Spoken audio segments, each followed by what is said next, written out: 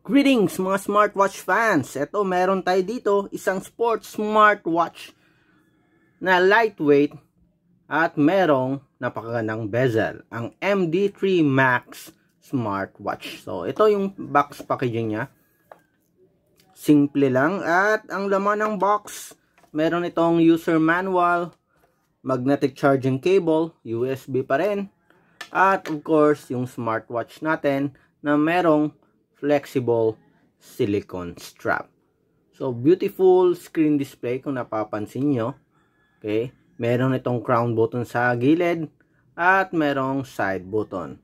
Yung body frame is metal zinc alloy na mayroong flat finish. At sa likod naman, ito, meron tayo dito sensor, PC material yung cover niya sa likod. At of course, sa strap, meron itong quick release pin. Okay? So far, ang ganda ng pagkakadesign. At ito, meron tayong specs sa likod. 46 by 51 by 10.8 mm. Medyo malaki-laki siya ng konti. Okay? 1.39 inch full screen IPS LCD. Android 5.0 at iOS 9.0 ang operating system. At meron siyang 380 mAh battery. So kung magamit ng support app, Masswear. Available sa Android at iOS. So kung susukatin natin, so far sports smartwatch talaga yung dating niya. Medyo maliit yung screen. Kasi ito dito nakalagay 1.39 lang. So karamihan ngayon is around 2.0 or 1.80 inch. So medyo malaki ng konti. Because itong bezel, medyo malapad yung bezel niya. Yung may Porsche design. Yun. Okay. So, change natin yung watch face. Para makita nyo kung ano ba kalaki yung bezel at gaano kaliit yung screen display. Ayun. Okay. So, medyo malaki yung bezel niya. Pero okay pa rin naman. Kasi nga, nagbibigay rin naman ng sporty look yung bezel niya. Okay, so ito yung screen display 1.39 inch IPS LCD. So pwede nyong palitan yung watch face niya sa pamamagitan ng pag-ikot lamang ng crown button. Yun. So check natin. Pwede ka na mag-change, long press. Yun, swipe lang. So pwede mong palitan yung watch face. Okay, so full touchscreen. At so far okay naman siya. Medyo mabigat nga lang. Yung problema nga lang dito yung support of Masswear. Hindi masyadong stable yung connectivity. But anyway, check natin yung menus at features sa loob ng MD3 Max smartwatch. Pero bago yan, ito, pagmasdan natin ang design ng MD3 Max smartwatch. Sport smartwatch na mayroong Bluetooth call. So, check na natin yung menus at features ng wearable na ito. So, swipe natin from top to bottom. Ano nga ba yung lalabas? Quick settings. So, meron siyang quick settings. Sa baba, notifications. Sa kabila naman, yun, iba't ibang menus. Ito lang, yung sa kabila. MD3 Max uplink address. So, kung gusto mong i-pair, kailangan mong i-scan to sa pamagitan ng support app. Sa kabila, yun, itong iba't ibang menus at features na napapaloob sa MD3 Max. So, pwede ka rin mamili. Subukan yan natin to. Yun, blood pressure. Dagdag ulit tayo. Ayun, beats per minute. So, pwede kayong magdagdag ng mga iba't ibang features. Yun. May Alipay support din. Ayan. Check natin yung iba't ibang menus at features na meron ang MD3 Max smartwatch. So, walang dulo to no? And walang beginning at first sa menu. So, every time pag-scroll nyo, parang umiikot lang siya. Okay, so dito na tayo mag-start. Meron siyang contacts, call logs, meron din. So ito yung pang Bluetooth call. So may dial siya, contacts, at call log. May message notifications. Sa sports, tingnan natin, may record, may walking. So record, ano yung record? Okay, so every time na mag-exercise ka, dun lalabas. Okay, depende sa napili mong sports. May climbing, may treadmill, may walking, running, ride, climbing, meron din, may treadmill. Oh, yun lang. Okay, again, check nga natin. Ilang sports ba meron? 1, 2, 3, 4, 5. 5 sports lang. Kaunti lang naman pala yung sports nito. Okay, so each sports, so minomonitor niya yung distance, heart rate, calories, at time.